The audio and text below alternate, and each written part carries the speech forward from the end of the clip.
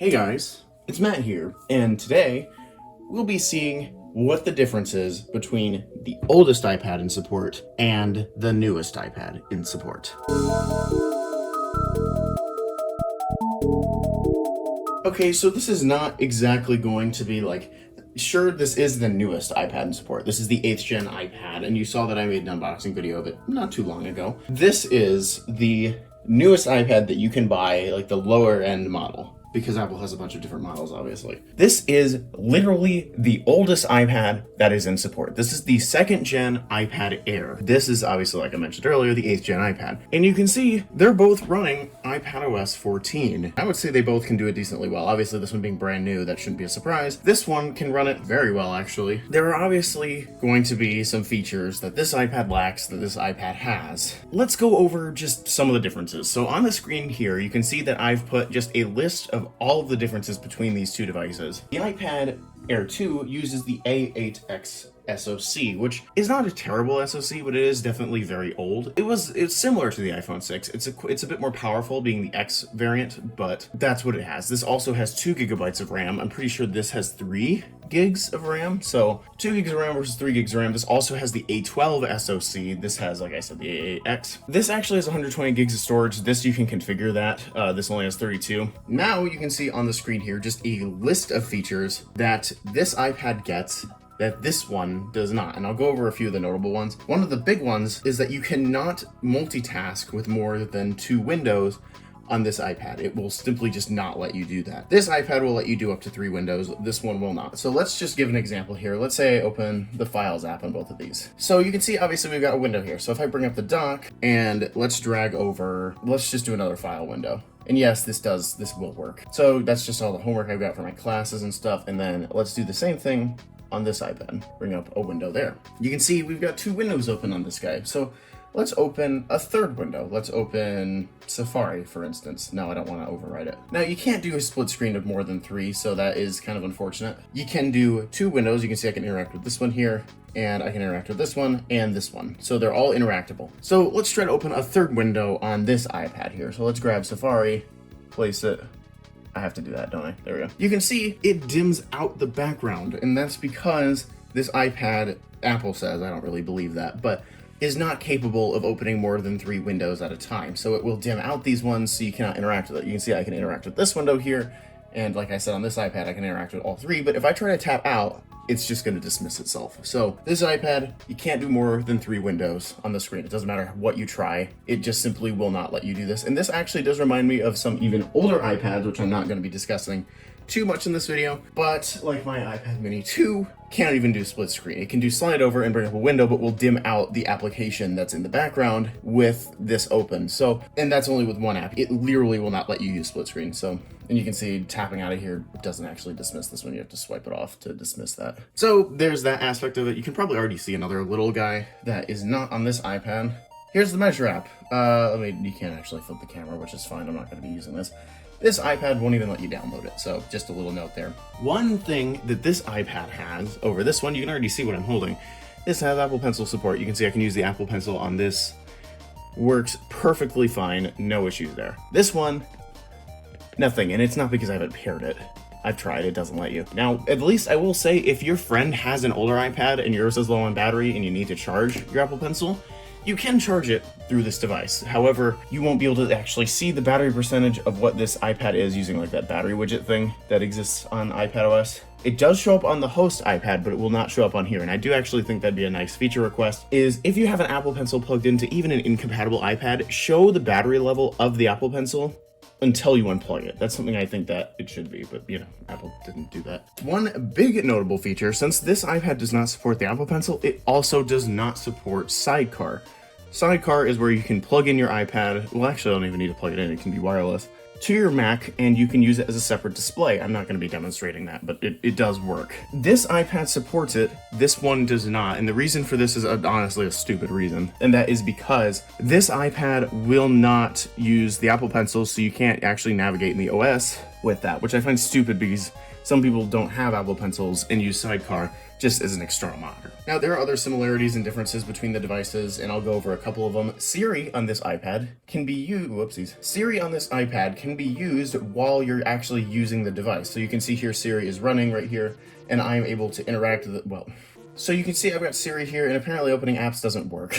So you can see that I've got Siri open here, and I'm able to interact with this application however I want to, and that's just, stop falling down. So you can see I've got Siri open right here. It's just sitting in the corner here. I can interact with this app all I want to, and Siri will stay open waiting for me to request something, and obviously it's gonna have some trouble because it's being, I'm obviously not giving it a valid command. This iPad, I'm 99% sure does not do this. So you can see Siri is open on this iPad, it just immediately closes. So yeah, there we go, we have Siri on there, but if I try to interact with the iPad at all, it just instantly closes, and there's nothing you can do about that. These iPads are obviously older. Apple doesn't think that they should support that. Honestly, I find that stupid because I've actually had bugs with this iPad where it will continue working while you're using the device. It works fine. So, but yeah, for me, having Siri be able to calculate problems and stuff while I'm writing down stuff on, like, when I'm doing schoolwork or something like that, this iPad is amazing with that because I can just ask Siri a problem, she can give the answer, and I can write it down as she's speaking it. This one, I had to wait and hopefully remember the problem answer because sometimes they have a bunch of decibels, you know how math is. So this one was a pain, this one's much better. If you're generally just gonna be using this iPad for just some regular use, I think it's gonna be fine. So if you have an Air 2 and you don't need an Apple Pencil and you don't need all of these cool features that the newer iPads have, then honestly, I would not suggest upgrading. These things are still fine. I do not think they'll be getting iPadOS 15 though, so keep that in mind. And one more thing that I want to go over quick, just hardware-wise, this iPad has a smart connector. I'm not really gonna pick it up because it keeps falling over, but, well, you know what, screw it. So you can see it's got the smart connector right on the bottom. This is so then you can connect a keyboard to the iPad, like one of Apple's accessory keyboards. This iPad does not have it. I don't even think, like, the smart connector, I think it was just becoming a thing when this iPad was released, and that iPad this one just did not support it. So yeah, this iPad doesn't support it, but to give this iPad credit, the first iPad, just one of these consumer iPads to come out with that smart keyboard, was the iPad 7th gen. The iPad 6 did not have it, the 5 did not have it, and the Air 2 did not have it either. That's not actually all that big of a deal because I don't even use a keyboard with mine, but if you ever plan on using an integrated keyboard with an iPad and you want a lower end model, just go with the 8th gen. If you try to buy something used, you might not get what you want. And just for reference, the 6th gen iPad, it did support the Apple Pencil, but it didn't have the smart keyboard, and it was the same size as this one. This one's a hair bit bigger. Not really a big notable feature, but yeah, this one is a hair bit bigger. It has a bit of a better screen resolution than this one, but honestly, it's hard to notice. So now just going on for some general speed testing here. This is gonna be a big nightmare with how annoying these devices have been. I've got this iPad here, and let's unlock it. You can see this iPad has the 2nd generation of Touch ID, and it's opening Discord for some reason. You can see how much faster that is. If I put my finger on here, you can see how quick that is to unlock. So you can see here is this iPad here. Let's unlock it with Touch ID. You can see I don't even need to do a side-by-side comparison for you to see the difference between the two in speed.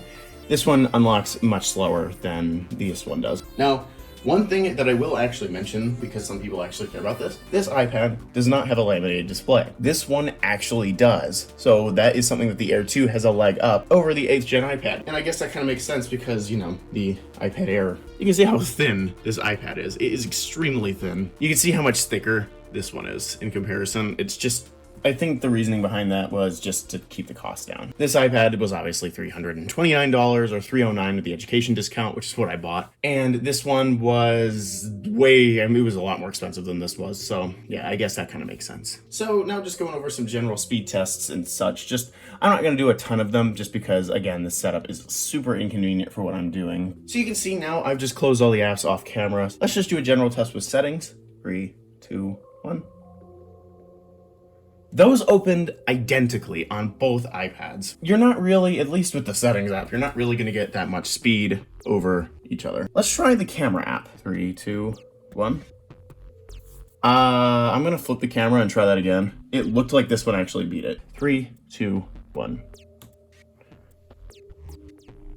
Not much of a speed difference, which is kind of amazing. to be honest. I didn't really think that I thought there'd be a speed difference between the two, but let's try a web-based app, like the App Store. Now, both of these actually they don't have the same Wi-Fi, but the Wi-Fi that we have, you can get 200 megabit, which is what we've got on both of these, so it's not like that would really make a difference. 3, 2, 1.